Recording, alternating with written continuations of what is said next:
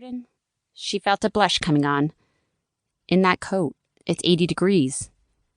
Yeah, I didn't have room in my luggage. She spoke without turning back to face him while scrolling through Goodreads on her phone. She wanted to update her status on where she was in her book. Where are you going? He asked. Athens. I guessed that much.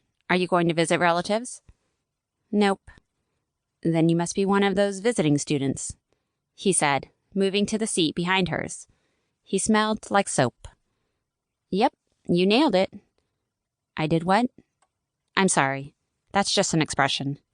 She glanced back at him. His face was so close that she could see the big round pupils in his dark brown eyes.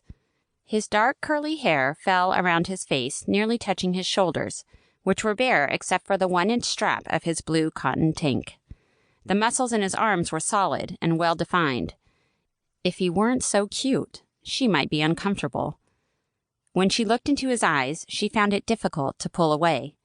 He was mesmerizing. Her phone vibrated, stirring her from her stupor.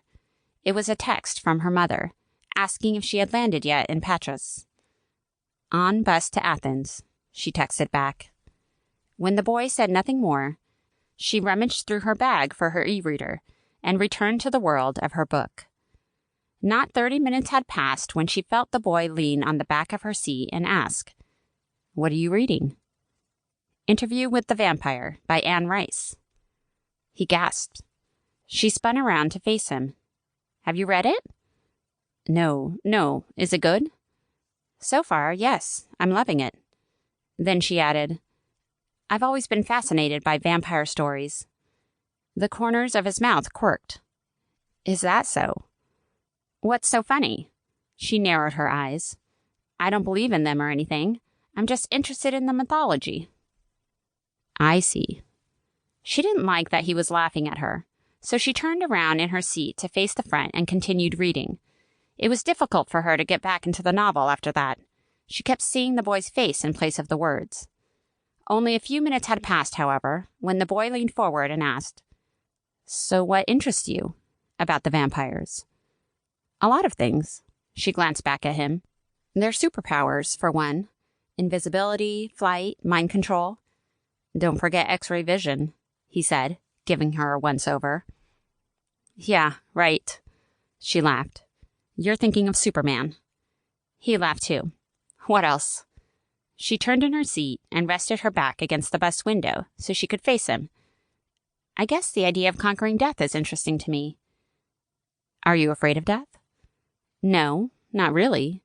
But I suppose I'm curious about it. In what way? He leaned closer. Well, don't you wonder if there's life after death? Do we go to heaven, or do we go to sleep? Or do we just stop existing? Not that it matters. I just wonder, that's all. If it doesn't matter, then why do you wonder about it? It matters. I just meant we're going to die regardless of what happens. She twisted the belt of her coat. Like my grandma. She just died. And so I wonder if she can still hear me and stuff, you know? He sat back in his seat and studied her, like he was assessing her. She blushed. What? He shook his head. So what else about vampire mythology do you find interesting? I don't know. She twisted the belt in the opposite direction. The combination of power and powerlessness, I guess. It makes them tragic. Powerlessness? They can't help what they are. They don't usually choose to become vampires. But they prey on humans, yes? He asked.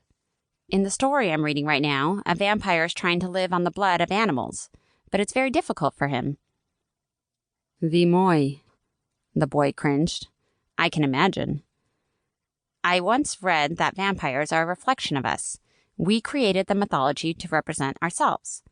He leaned forward again, his arms almost touching her. Explain. She bit her lip, searching for the right words.